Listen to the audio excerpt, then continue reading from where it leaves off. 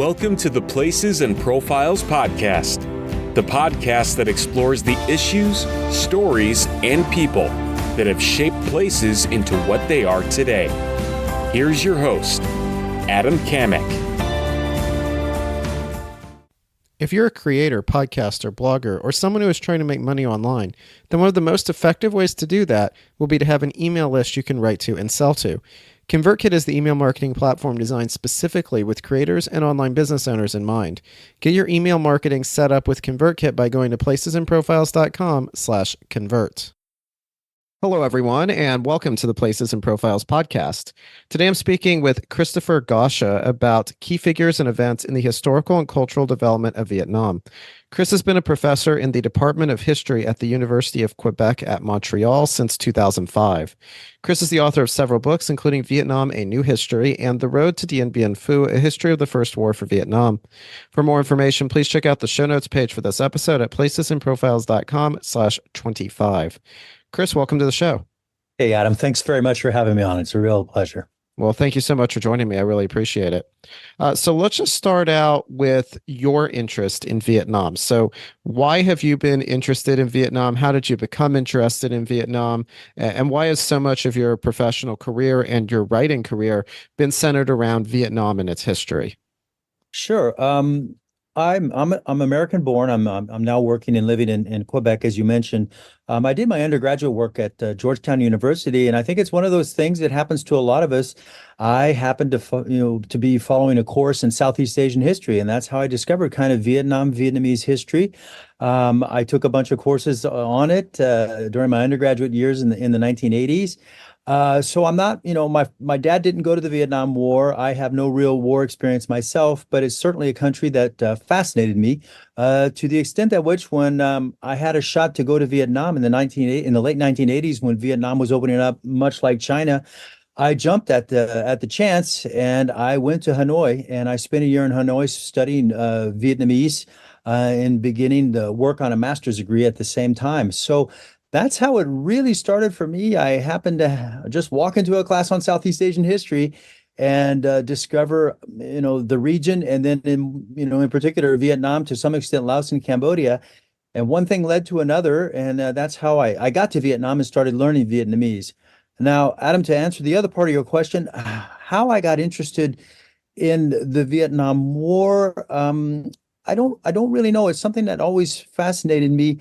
I guess probably because of the American experience, which, we're in the 1980s. There's a lot of films coming out on the Vietnam War. Reagan's coming back in, So there was a bunch of, there was a lot going on in the 1980s. A growing interest in trying to understand how this small little nation defeated the French first and then the Americans. And so that's kind of how it got started. Okay, so obviously our conversation is focused around Vietnam, so it would be helpful for us probably to go back to the origins of that term, where that term comes from, and where we really start to see some sort of conception of what we now think of as Vietnam, because the country of Vietnam that we think of as existing in a post-colonial world in Southeast Asia, that's a fairly new thing. So where does this term come from, and where does this notion of a place called Vietnam really trace its roots back to? Well, much of it is shrouded in myth, and I think you would agree with me. That's the case for a lot of countries as well. What we do know outside of myth is that there was a Viet people who were located in what we now call northern Vietnam, kind of in that Red River Delta near Hanoi today, also even in southern China. So this is where this kind of ethnic Viet people were to be found.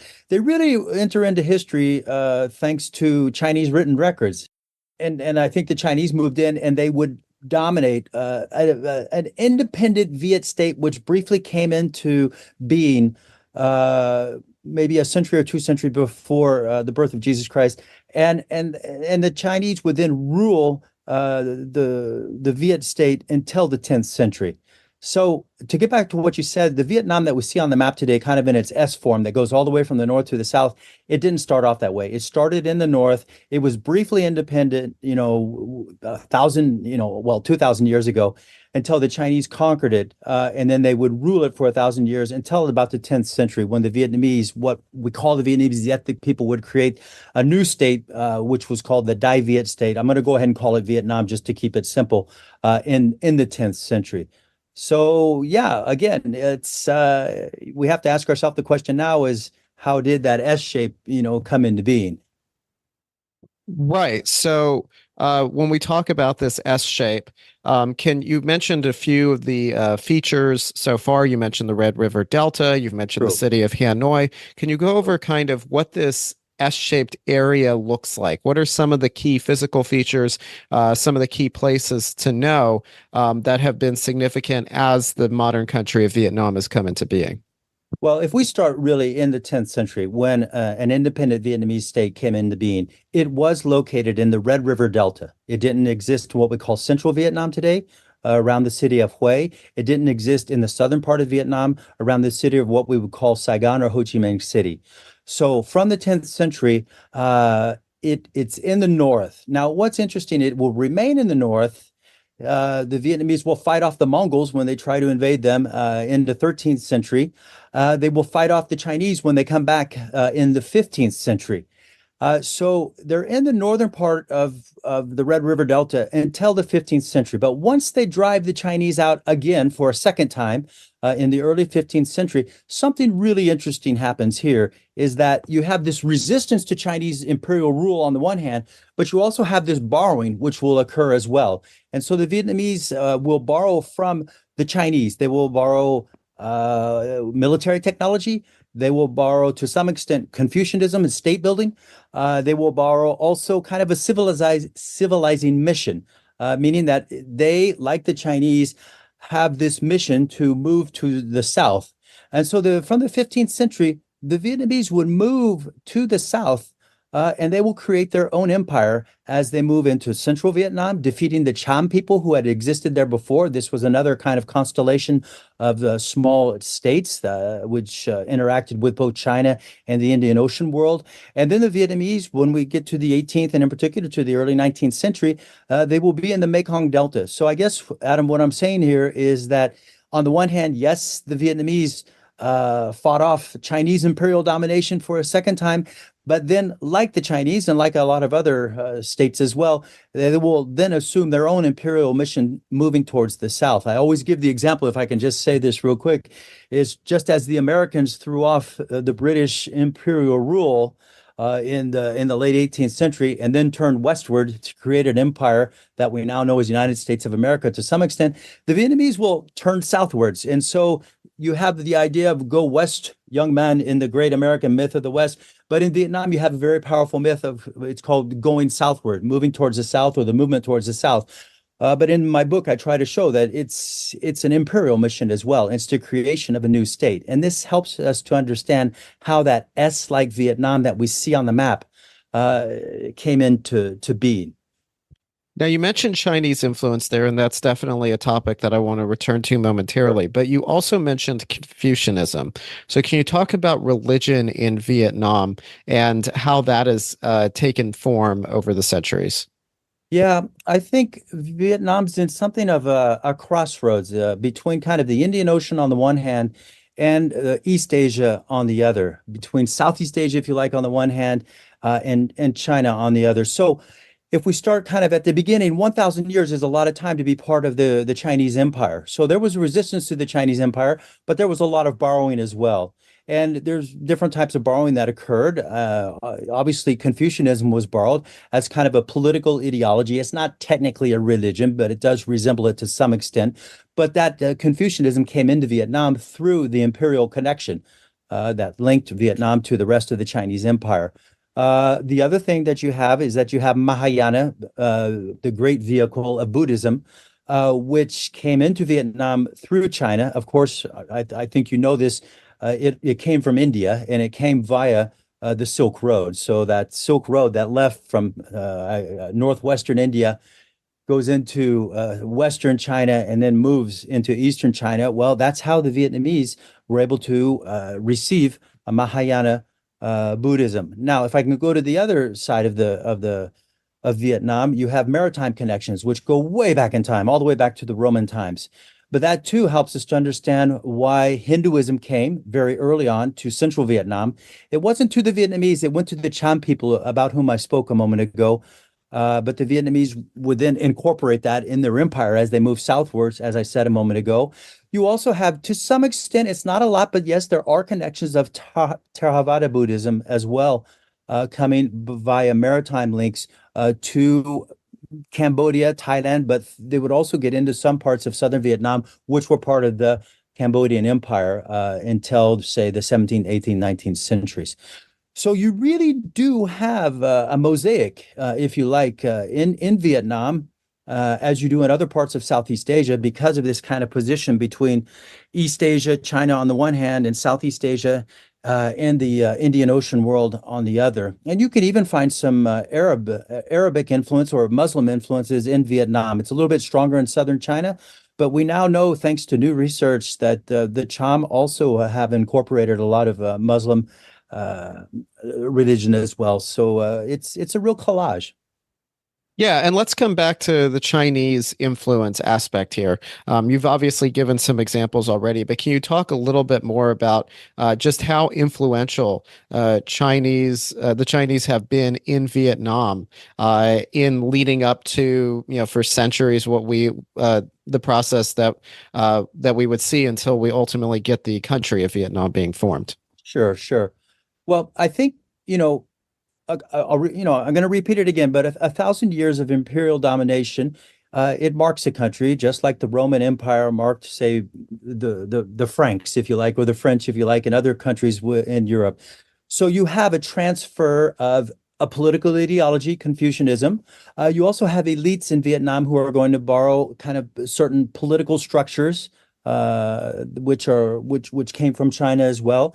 I think you have other borrowings, which would be the use of chopsticks, which is quite interesting. And perhaps one of the most important is that the Vietnamese, much like the Koreans and the Japanese, would borrow the writing system, the character systems from China in order to tailor it to their language. Now, keep in mind, and I think you know this, but maybe just for your listeners, Vietnamese is not Chinese, nor is Japanese necessarily intelligible for someone from China. And of course, Korean's the same thing. But what is interesting is, just as, say, the French or the Spanish borrowed the Latin system of writing from the Romans, you'll get something very similar in Korea, Japan, and in Vietnam. You get a borrowing of the Chinese writing systems. It will be tailored, it will be modified.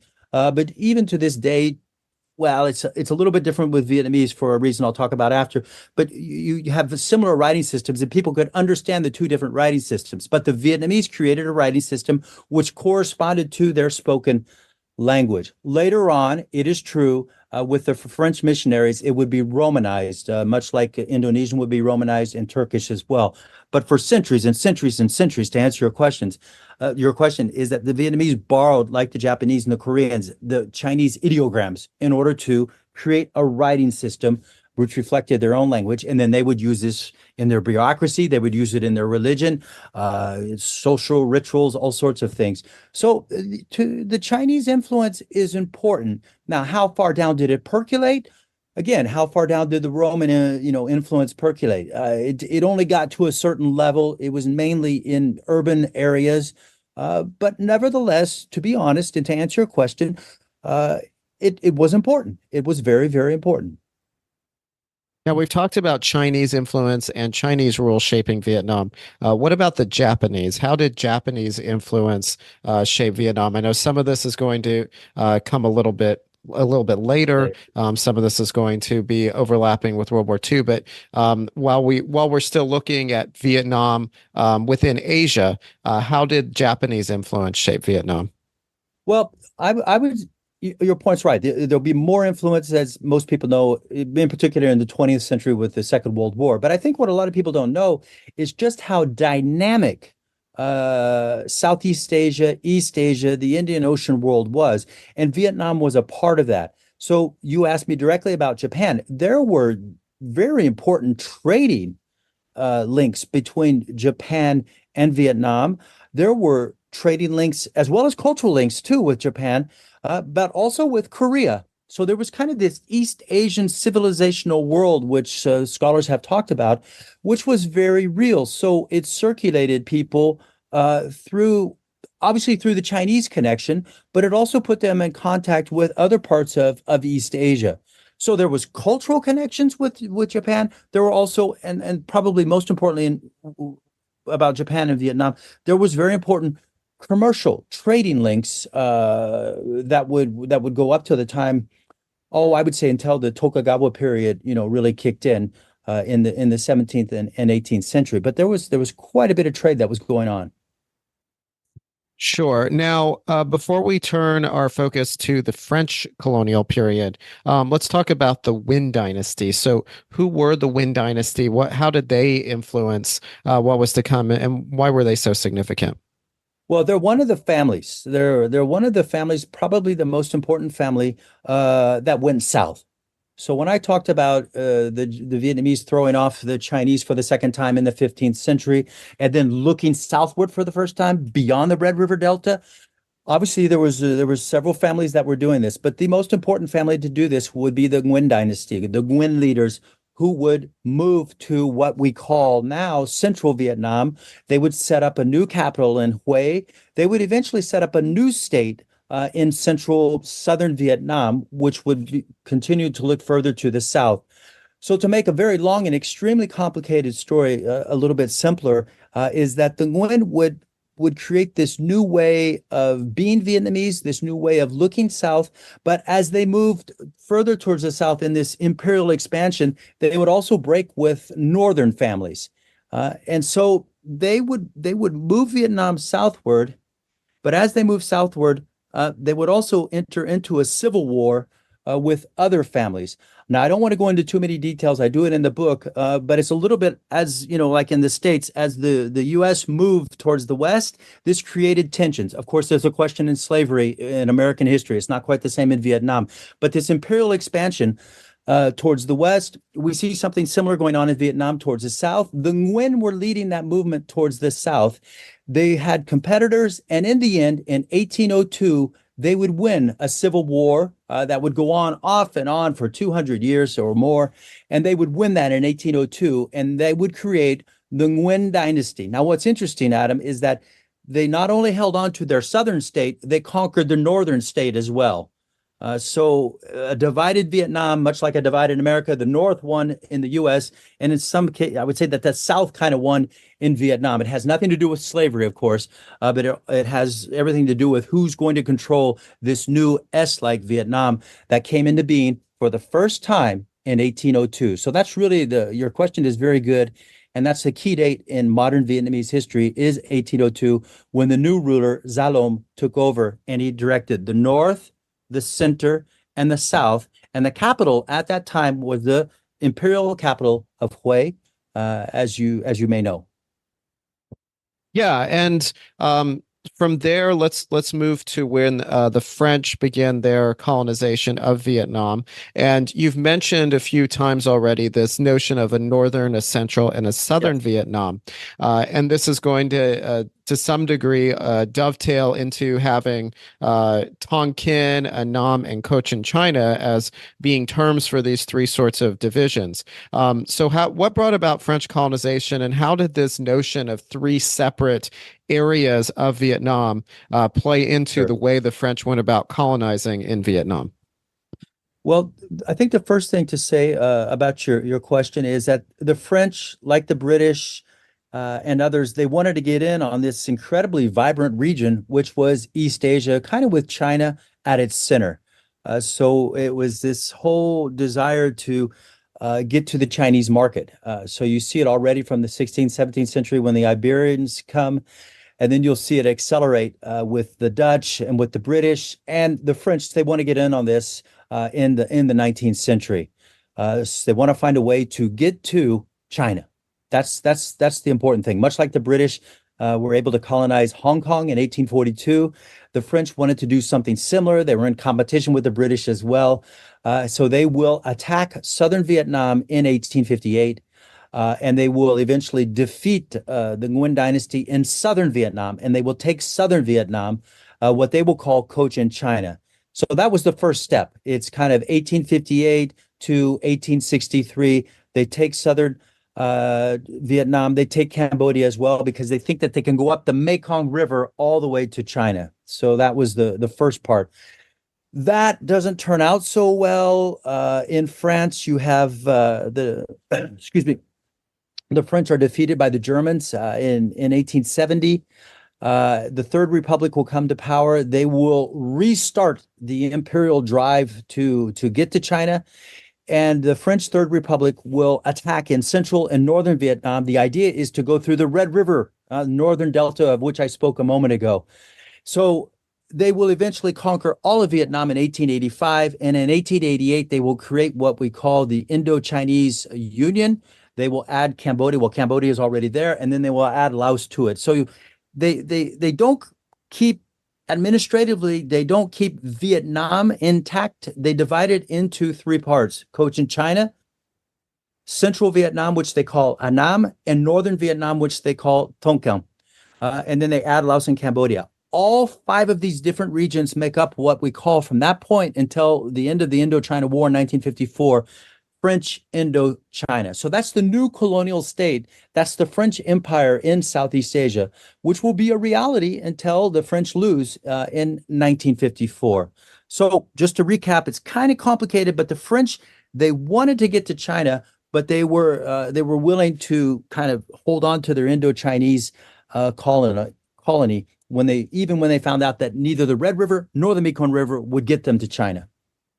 Sure, and I definitely want to return to 1954 in a little bit because Absolutely. that is such a significant year towards everything that is going to follow on the Indo-Chinese Peninsula and with Vietnam. But before we do that, let's look at World War II. So this is a subject that came up a little bit earlier when we talked about Japanese rule and Japanese influence on Vietnam. But can you talk about the way that World War II influenced Vietnam and how World War II helped lead to the establishment of a modern country of Vietnam? Because coming out of that war, we see places all over the world declaring their independence, and Vietnam, led by efforts by Ho Chi Minh, is one of those. So just what role did World War II play in this story of Vietnam? Yeah, no, you're right. The French would run French Indochina from 1858 until 1945. The Japanese would assert themselves, as you know, in the 1930s in Asia. They wanted to grow their empire towards China, just like the French and British have done it. So they would begin to grow their empire southwards down the Chinese coast. I think some of your listeners will know it. They will attack and take Manchuria in 1931. And then, of course, they will attack China head on in 1937. And this really starts World War II. So World War II in Asia starts in 1937. Of course, World War II in Europe starts in 1939 when Hitler invades Poland. As you know, too, in 1941, the Americans are closely following what the Japanese are doing as they move their empire down the Chinese coast towards Vietnam. So what's really interesting is that Franklin Roosevelt and the Americans were very much zoomed in on Vietnam from the late 1930s and in particular from the early 1940s on. Why? Because when France fell to the Nazis in June of 1940, the Japanese occupied northern Vietnam, that Red River Delta once again. And then in July of 1941, as the world moved ever closer to a truly global war, the Japanese would occupy all of Indochina, Vietnam in the north, in the center, and the south. What I think a lot of people don't realize is that Franklin Roosevelt was closely following what was happening as the Japanese moved into and moved on Vietnam. Some historians have said that the war in the Pacific actually started in Vietnam. There's been a new book that's come out on this. It's very interesting, written by a French scholar, but it picks up on stuff that other scholars had kind of hinted at before. So I'm just kind of pointing out maybe to your listeners how important Vietnam had already become for the Americans as the Japanese bore in on French Indochina. Now, there's something really interesting to answer your question that makes kind of Vietnam complicated during World War II, is that because the French were defeated in 1940 and because the Third Republic disappeared and was replaced by the government of Vichy And this government of Vichy in France collaborated with the Nazis. That meant that the Japanese uh, were did not overthrow the French in Indochina because they considered them as something of an ally with the Germans. Do you follow what I'm saying, Adam? There was a belief that the Japanese and the Germans were allies, part of the Axis, and Vichy France collaborated with the Nazis. Therefore, de facto, they were in a special relationship with the Japanese. Now, why this is important is because if the Japanese, once they had attacked Pearl Harbor, would then overthrow empires in all of Southeast Asia, the British in Burma, the British in Malaya, the British in Singapore, the Dutch in Indonesia, the Americans in the Philippines, they collaborated with the French in Indochina until March of 1945. And why is March of 1945 important? Well, at that time, the Japanese realized that Vichy no longer existed because the Allies had already landed at Normandy. The Russians were closing in on the Germans. It was quite clear de Gaulle was back in power in France now. The Japanese feared that the people in Indochina were going to turn on them, and they were probably right. So they overturned French Indochina. This is very important. That's in March of 1945. Who's watching? Who's watching all of this? Ho Chi Minh is watching this. He's in southern China. Ho Chi Minh created the Indochinese Communist Party in 1930. He's an anti-colonialist. He's a member of obviously of the Vietnamese Communist movement, and he wants to recover his country's independence. So he's in southern China. He moves across the border in 1941 into China. He had been something of a globetrotter in France, the Soviet Union, in China before returning to Vietnam in 1941. He returns to Vietnam in 1941 and he creates the Viet Minh, a nationalist front led by the Vietnamese Communist Party. So Ho Chi Minh is watching what the French are doing with the Japanese. He's convinced that the Americans will win World War II. He's convinced that the Vichy France will lose. And he's convinced that once the Japanese are defeated by the Americans, he will rush in and create a new government. That's what happened. The French were overthrown in March of 45, and then the Japanese were defeated by the Allies in August of 1945, and Ho Chi Minh would create an independent Vietnamese state on the 2nd of September, 1945. It's the Democratic Republic of Vietnam, which came to life, you have to say it, because of World War II. And to some extent, like others, you have to thank the Japanese for overthrowing the French. And that opened up this favorable occasion for Ho Chi Minh. One of the best ways to make money online is via email marketing. Even with the prevalence of social media use, building an email list and writing interesting, informative, and entertaining emails as part of a strategy to sell to the people on your list is still possibly the best and most effective way to make sales and increase your revenue. I use ConvertKit for my email list with the Places and Profiles podcast, and I highly recommend it. ConvertKit is a tremendous platform with a great reputation and is designed specifically for creators, bloggers, podcasters, and online business owners. ConvertKit has tremendous functionality and is very intuitive and easy to use.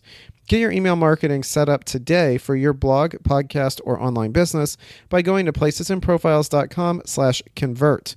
Again, that's placesandprofiles.com/convert. Well, but despite that Declaration of Independence, obviously the French don't disappear. And that gives way to war. The First Indochina War, which we mentioned earlier, is going to come to a conclusion in 1954. So what brings about that war? How do the French re-enter the picture? And then what is the significance of Dien Bien Phu and the end of this war in 1954? Sure. No, it's a great question. Charles de Gaulle. He takes over in France. He had led the resistance against the Axis in France, right? So the Allies land, they liberate France, and Charles de Gaulle comes to power. And eventually you have the creation of the Fourth Republic. Vichy no longer exists, right? But Charles de Gaulle, and this is very important for him and for other French leaders after him, empire is key. Recovering the empire, it's a sign of prestige. It's a way, it's an economic tool that they need to help rebuild the French economy that had been devastated by World War II. And I would say that it's in the mentality of the French at that time, and they're not the only ones, that Indochina, like Algeria, has to remain a part of the French imperial state.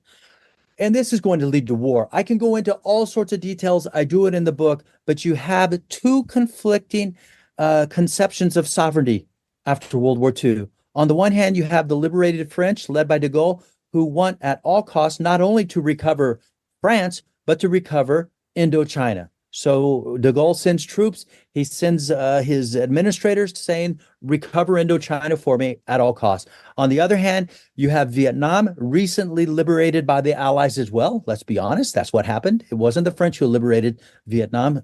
It was the Allies. And there too, Ho Chi Minh, he's willing to compromise and to negotiate with de Gaulle to a certain point, but he would not sell out his country. He would not compromise on the idea of sovereignty. So compromises were made, but in the end, neither side was ready to give up its sovereignty, and war would break out in Indochina, in all of Indochina, in Vietnam mainly, in December of 1946. And if you want, I'll go ahead and answer your second question there. How do we get to Dien Bien Phu? I think you have to divide the Indochina War into two halves, from 1946 to 1950, and then from 1950 to 1954. And I think the best way to describe that first half, it's a guerrilla war. And Ho Chi Minh will tell this parable in 1946 to an American journalist in Paris before war broke out. He would tell the American journalists, "Oh, we will win no matter what happens. No, we don't have a modern army. No, we don't have divisions. We don't have artillery. But Vietnam, it's like a tiger, and that tiger will jump on the back of the elephant. The elephant, of course, being a more modern France with a modern army and that sort of thing. The tiger," he says, "will attack at night. It will slowly but surely, suck no, I don't want to say that, but bring down the elephant until the elephant finally decides that it cannot win against this tiger it never sees, and it will leave." So you have a guerrilla war. The Vietnamese have an army. It's not a modern army. It doesn't have a lot of modern weapons, but they're able to bog down the French elephant, the French giant, if you will, between 1946 and 1950. What's very important is that in 1950, of course, Ho Chi Minh is able to deal with a new international situation, which is very favorable to him. What happens? Mao Zedong takes over in China in October of 1949. What happens? Mao Zedong in early 1950 will recognize the Democratic Republic of Vietnam officially. He'll also push Stalin to do the same thing in the East Bloc. Mao Zedong will provide modern military aid to the Vietnamese. He will send advisors, a big advisor group, at the same time that the Americans will send their advisor group to help the French as well. And so you have the creation really of a new army, Adam. You have the People's Liberation Army, or you have a new professional army with 7 divisions, which comes into being when it's able to use artillery and all sorts of things. The war changes. This is no longer a tiger that's fighting. You now have a Vietnamese elephant that is coming into being. And so between 1950 and 1954, you have set piece battles. You have conventional battles that are being fought between the French on the one hand and the Vietnamese on the other, in the open, with artillery, with machine guns, with modern weapons.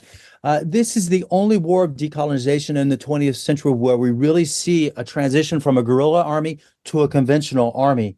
Like this. The FLN, the Front de Libération Nationale in Algeria, the National Liberation Front in Algeria, was never able to create a conventional army that could take on the French and defeat them on the military battlefield. And there is a big difference. Something really revolutionary is going on, and it's what I call a military revolution in my book. And this helps to explain how the Vietnamese are able to put together an army, thanks to Chinese backing, that's able to fight the French in a valley in northwestern Vietnam, not too far from the Chinese border. It's in kind of rugged territory, which is advantageous for the Vietnamese. But this is a set-piece battle that will go on for 56 days between March of 1954 and early May of 1954. And the name of this place, of course, is Dien Bien Phu. And this is where the Vietnamese will attack the French fortress that's down below them.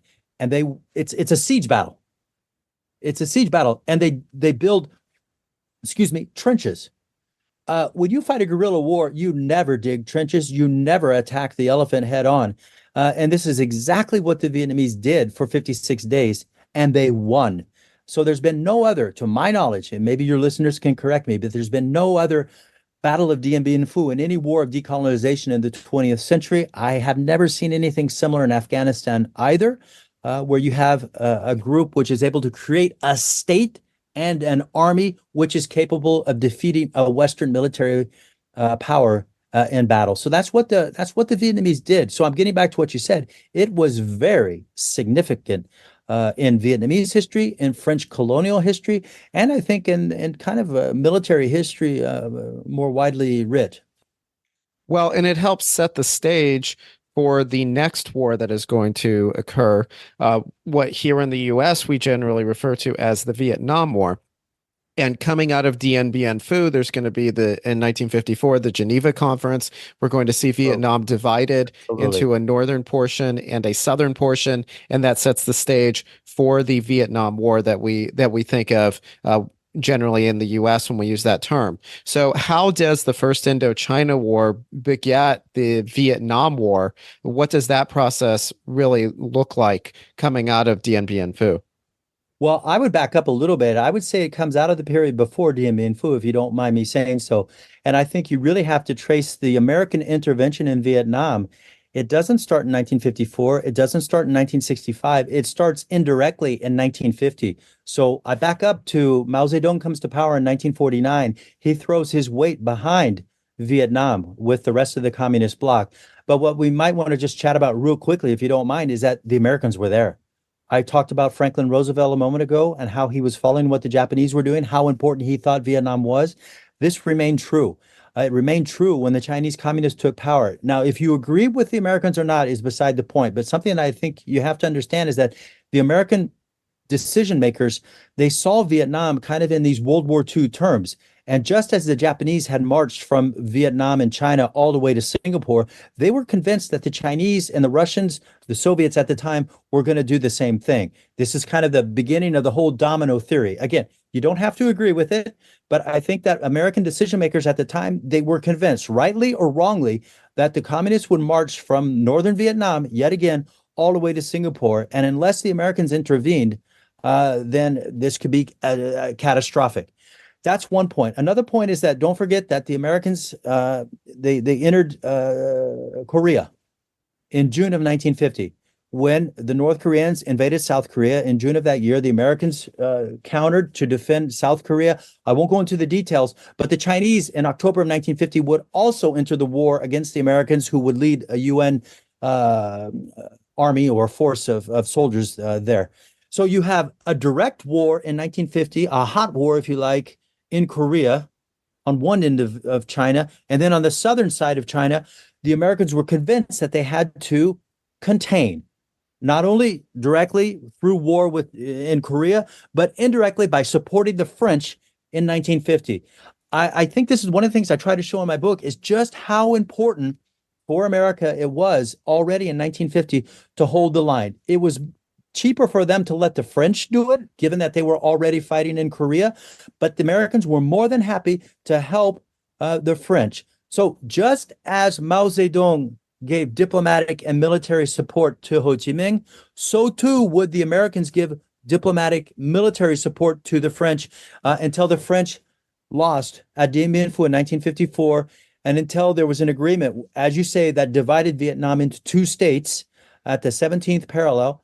Ho Chi Minh's Vietnam would take over the north, and the Vietnam that the French created with Bao Dai, with the support of the U.S.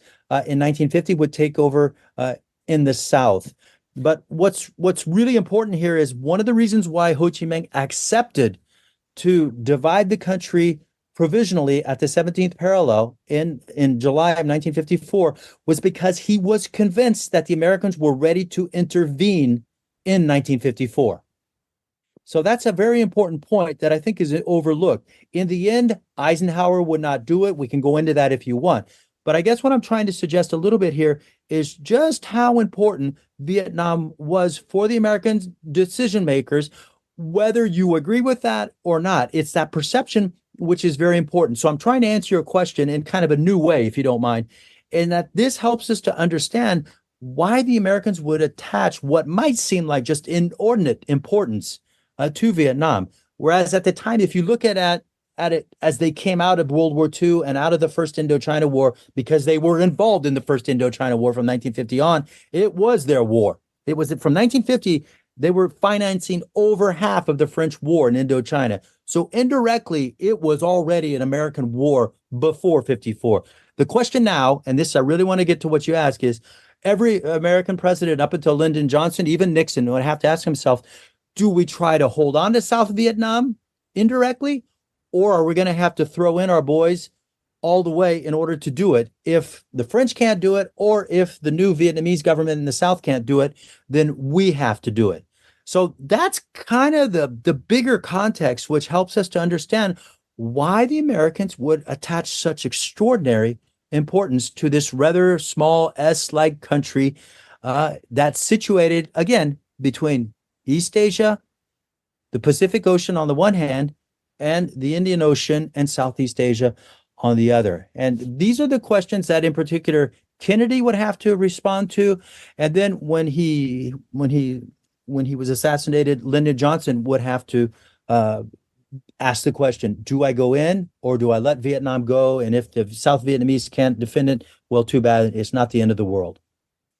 Well, and let's look at the Vietnam War a little bit more here. And obviously, this is a topic that could cover, a series of episodes. So Absolutely. we'll just be scratching the surface. But can you give an overview? We've touched on this some already, and I'm sure that most people listening have some prior knowledge on this subject. But can you give an overview of the key groups, the key figures, the key sides? Like what would be essential for someone trying to gain a basic understanding of the Vietnam War to know? Sure. Geneva, 1954, July. The country was divided at an international conference into two provisional states.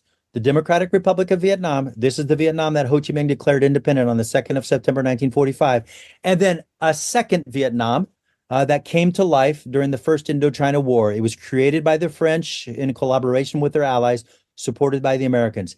After Geneva, this second Vietnam is in South Vietnam below the 17th parallel. It's called the Republic of Vietnam. The person to know here is a man who's named Ngo Dinh Diem. This is the new leader of South Vietnam. He was an anti-colonialist. He was Catholic. Ho Chi Minh was an anti-colonialist. He was communist.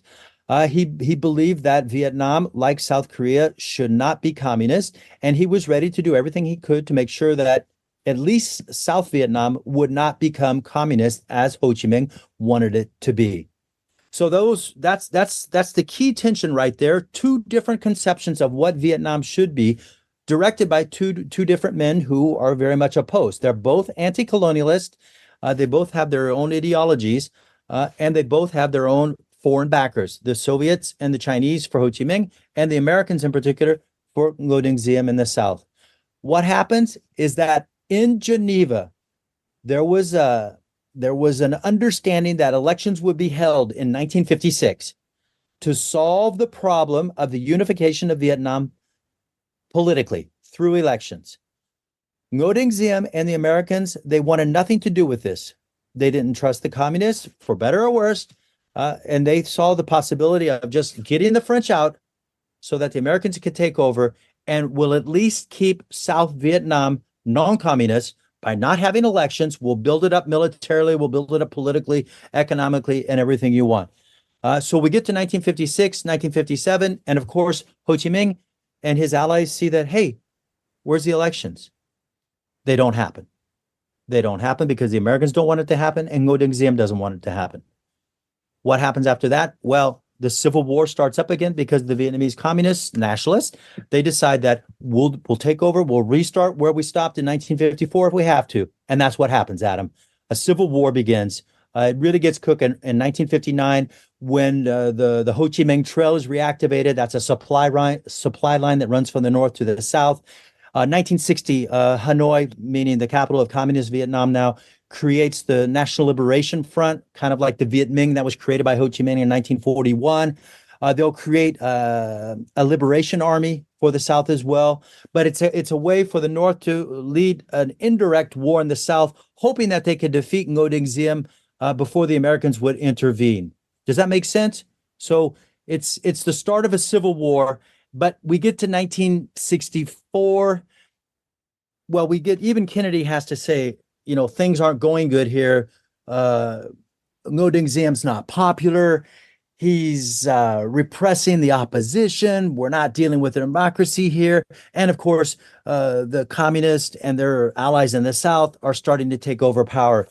Do we just let it go down? Do we let the South fold, or do we intervene? And the person who's going to have to answer that question, of course, is Lyndon Johnson. Why? Because in 1963, Kennedy is assassinated, but also in 1963, Ngo Dinh Diem is assassinated as well by generals in his government who thinks he's just creating chaos and he's going to turn the country over to the communists. So it's a real 1963-64 is a real turning point in the Vietnam War. What do we do on the American side? Do we go in all the way with LBJ, or do we just stand back and hope that the Republic of Vietnam can stand by itself? All right. So can you continue then the story of the Vietnam War? Kind of take us through again. Obviously, this is a topic that could cover numerous episodes, and we're condensing this down into just a small piece of one episode. But can you kind of hit on some of the key points to get us from where you left off in 64, 65 during the early years of the Johnson administration up until the war reaches a conclusion, 1975 or so, generally being the accepted year that the war ends? Yeah. I think the thing that's really important to understand is when Lyndon Johnson takes over in 1964, it's either we're in or we're not. And for Lyndon Johnson, I won't go into the details, but I think a lot of the research now shows that he chose war. Frederick Lojval shows this in his work. Lyndon Johnson chose war, and he will approve the sending of American troops, bombing. Basically, he has a carte blanche to conduct a war against North Vietnam in order to save South Vietnam. We won't go into the Gulf of Tonkin resolution and the Gulf of Tonkin incident. That was the pretext which allowed him to go to war. I can certainly come back to that if you want. But what I think is really important to answer your question quickly is that Lyndon Johnson wanted war and he got war. But I think something your listeners don't know, and the recent research has really shown this on the Vietnamese communist side, is that Lyndon Johnson was not the only one who wanted war. Hanoi was more than willing to accept war, and they chose war as well. They could have stepped back, but they stepped forward, and they incrementally increased this kind of indirect war I was talking about, fighting through their allies in the South. But slowly but surely, they would send their troops from the North. Those troops had fought at Dien Bien Phu, this conventional army I talked about. They will move them down the Ho Chi Minh Trail. They'll move all sorts of modern arms to the South. So again, you have now 500,000 U.S. troops in South Vietnam by 1968. You have more and more North Vietnamese troops moving into the South to fight with their South Vietnamese colleagues against the Americans. They're increasingly heavy armed. So you have, again, like during the French War, you have a guerrilla war, you have the insurgency, counterinsurgency, pacification, call it whatever you want, but you also have conventional wars, battles that are going on as well. So I think a lot of people forget this about the Vietnamese. They just see the tiger part of it. But Khe Sanh was a conventional battle. The Tet Offensive was not that was in these are both in 1968. 1968 is a turning point because the Vietnamese communists said, let's take the war to the Americans. Let's take down the South Vietnamese government, and that'll force the Americans to say, we don't have anything here. Our allies can't hold up, and we pull out. That would be an offensive, both a guerrilla offensive and a conventional offensive. So Khe Sanh is a conventional. People were talking about a Dien Bien Phu in this kind of mountain town near the 17th parallel.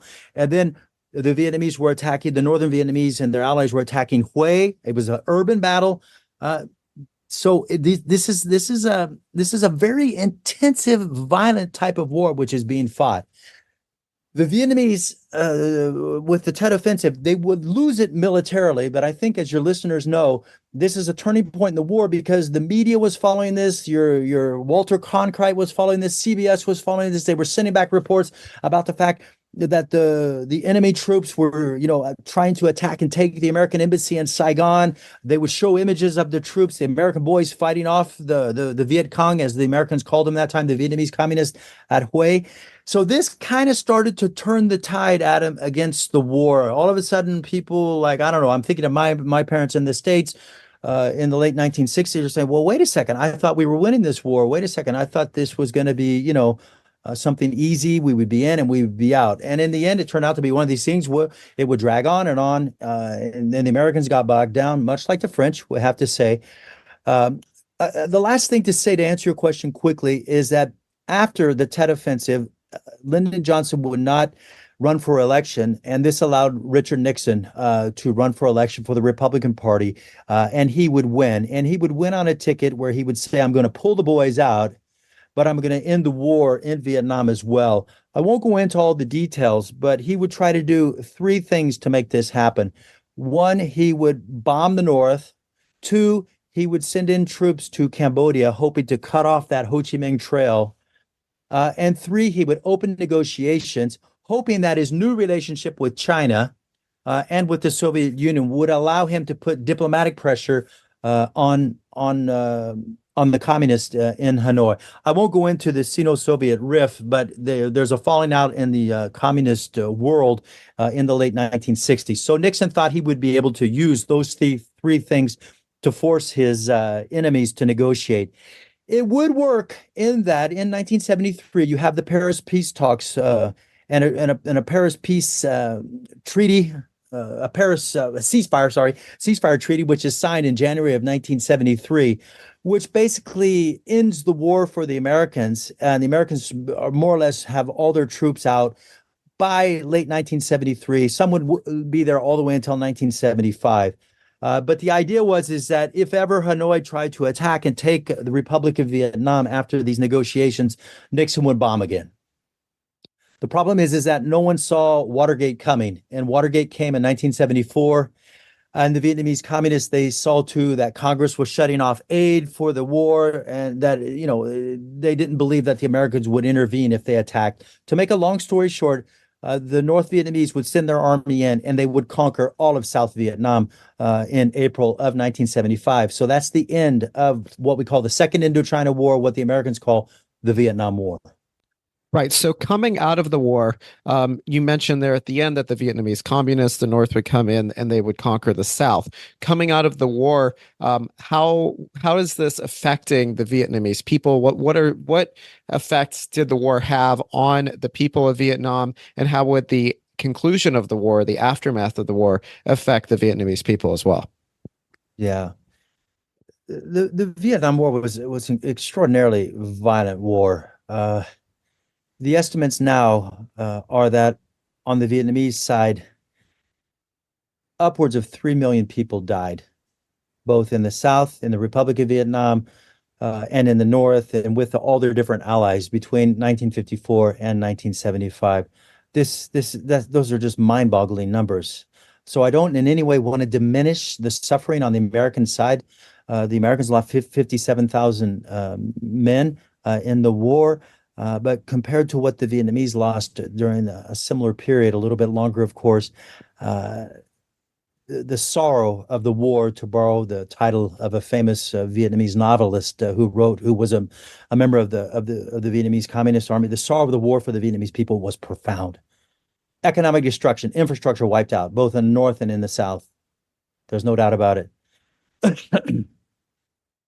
The other problem, of course, is that you have problems in the communist world. So no sooner had the war ended than the Third Indochina War began, a war between Vietnamese communists on the one hand and Cambodian communists, or the Khmer Rouge, on the other, Vietnamese communists on the one hand and Chinese communists on the other.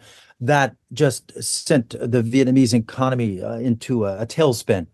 They were at war yet again after the war against the French and the Americans. They were now at war, and they would occupy Cambodia, which would put even greater pressure on the economy. Last part of my answer to your question, The Vietnamese North communists would want to socialize, communize the South as well. This created huge economic problems, in particular in the agricultural sector. The production of rice went down, and it created just a devastating situation in the late 1970s. And until the mid 1980s, when finally the Vietnamese Communist Party, like the party in China and in the Soviet Union with Mikhail Gorbachev, Deng Xiaoping in China, decided that they had to change their economic model. So it's the end of the Third Indochina War at the end of the 1980s. It's the end of the Cold War, but it's also the end of this economic Marxist-Leninist model, which the Vietnamese communists will let go of, although they will hold on to power like the Chinese, but they will adopt much more of a market-orientated liberal, call it what it is, capitalist economy. Yeah, so as we move towards the present day, and as the Vietnamese communists are at least still nominally in power, Vietnam is still nominally a Absolutely. communist They country. are. No, they're in power. They're Yes, in power. yes. But it's not this maybe the same Marxist-Leninist system that had once prevailed. So can you talk about what Vietnam's economic and political systems look like today, and how that has kind of shaped Vietnam's role and place in our modern world? Yeah. Again, it started in this conjuncture in the 1980s, even before the end of the Cold War. On the one hand, you have the Chinese following the death of Mao Zedong in 1976. You have a new leadership led by Deng Xiaoping, and he will begin to modernize the Chinese economy in opening up China to the Asian region, non-communist Asian region, to the West, and to Europe. At the same time, you have Mikhail Gorbachev will do something very similar in the Soviet Union. The idea of economic reform, opening up the Soviet Union to technology, Western technology, trade, investment, capital, all of these things is very, very important. So the Vietnamese didn't just decide to do this all by themselves. They also saw what was going on. They saw the writing on the wall. And Gorbachev told the Vietnamese and Deng Xiaoping, well, there was problems between the Vietnamese and Deng Xiaoping, but the message was clear. Change, economically at least, or you risk losing power. Do something now if you want to hold on to power, because things were dire in China, things were dire in the Soviet Union, and things were very dire in Vietnam. I was there in the late 1980s when I was studying Vietnamese.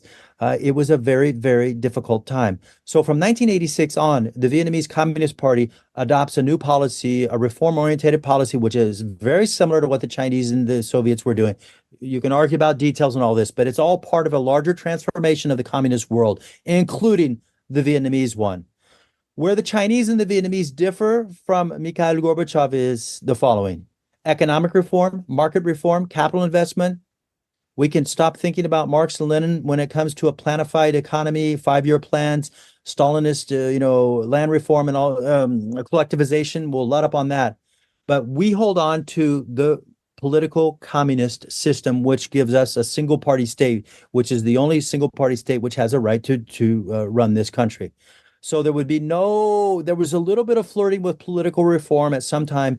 It didn't go much further than it did in China. The irony is, as much as the Vietnamese communists, they went to war with the Chinese communists in that Third Indochina War. I don't think we should talk about that right now. But the irony is that politically they share the same models. So the Vietnamese are in this very interesting situation where they look at what the Chinese are doing politically and economically, and they try to do something somewhat similar, despite some of the hostility that they've had going back for thousands of years. But it's a little bit more complicated because they, along with the North Koreans, are more or less the only communist countries that remain in power to this day, unless I'm wrong. Cuba would be the other, of course. But the three main ones are in East Asia: North Korea, China, and Vietnam. Laos as well. All right. Well, before we wrap up, is there anything else that you would like to add about the history of Vietnam or about Vietnam's place in the world today that we haven't touched on, but that you think would be essential for someone listening to understand?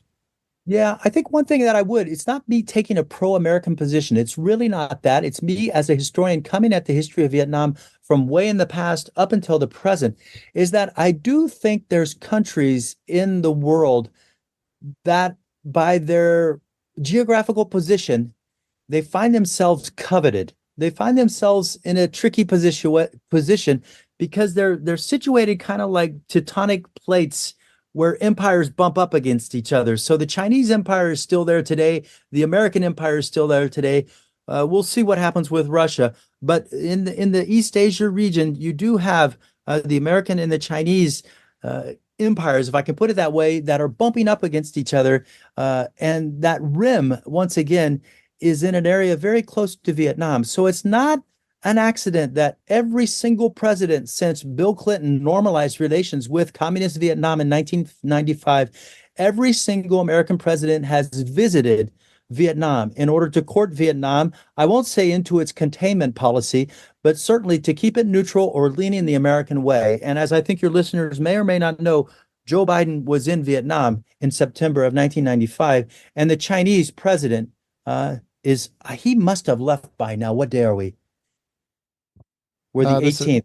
December 18th, yeah. I think he left the day before yesterday after his visit to Hanoi in an attempt to kind of counterbalance Joe Biden's visit to Vietnam. So Vietnam, for better or worse, finds itself in a very tricky position. Right. Well, in the Trans-Pacific Partnership, which was a delicate, controversial political issue in the U.S., trade with Vietnam played a major role in the way that that partnership was being debated. We also saw when Donald Trump and Kim Jong-un had their summits that one of those was held in Vietnam. So Vietnam, you're right, it's in a very interesting spot in terms of U.S. Chinese relations, U.S. Korean, Japanese, whatever the case may be. It is in a very interesting place, both geographically and geopolitically. Couldn't say it any better. Thank you, Adam. All right. Well, Chris, thank you so much for joining me today. I mentioned a couple of your books at the very beginning of our conversation, but if someone wants to learn more about Vietnam and about what we've been discussing today, or someone wants to learn more about your work in particular, can you just talk about some of your writings, some of your books, and any resources that you would recommend someone take a look at? Right. Well, I'm writing now a little bit more on the French Indochina War. I have this kind of fascination that it gets back to what you asked me at the beginning, how I got involved in all of this. And so I did develop less. I thought I was going to work on the American War, so to speak, but I ended up working on the French War. So that's really where I'm working at right now. I'm trying to understand a little bit better the nature of the violence of the French Indochina War, both civil violence among the Vietnamese, but also colonial violence. I'm trying to understand why not only the American War, but why the French Indochina War was such a violent affair. So that's something that I'm working on right now. All right, wonderful. And I want to remind everybody the books that we mentioned at the very beginning of our conversation are Vietnam, A New History, and The Road to Dien Bien Phu, A History of the First War for Vietnam. Of course, Chris has written extensively on this topic and related topics. So those two books and other resources, other books of his will be linked from the show notes page for today's episode, placesandprofiles.com/25. So that's really the place to go for today's episode, placesandprofiles.com/25. And Chris, I want to thank you so much for coming on the show, for being so generous with your time, and for helping us to take this rather extensive look at providing an overview. I don't know if an overview can be extensive, but to the extent that it can, that's what I feel like we did here today. So thank you so much for doing that and coming on the show. You're welcome, Adam. Thanks very much. I appreciate it. All right. Thank you. Thank you for listening to today's episode of the Places and Profiles podcast. Please visit placesandprofiles.com to subscribe and listen to more episodes. Come back again soon, and thanks for listening.